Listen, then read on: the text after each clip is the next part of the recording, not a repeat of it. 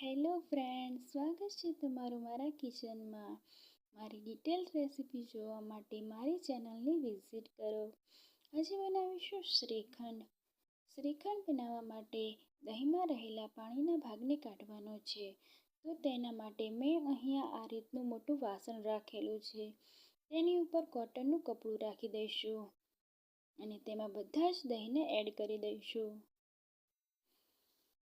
દહીં એડ કર્યા પછી કપડાની બધી જ બાજુથી ભેગું કરી અને આ રીતની ગાંઠ બાંધી લઈશું.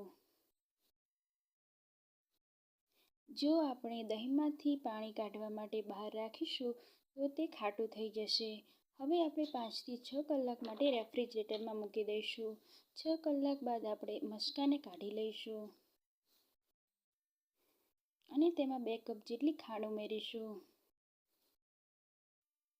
ત્યારબાદ આપણે ચારણીની મદદથી તેને હાથ વડે ઘસી લઈશું. ત્યારબાદ આપણે 1 ટીસ્પૂન ઇલાયચી પાવડર અને ફૂડ કલર એડ કરીશું અને 2 ચમચી જેટલી મલાઈ એડ કરીશું. થોડા ડ્રાય ફ્રૂટ્સ નાખી દઈશું. તો તૈયાર છે આપણો શ્રીખંડ.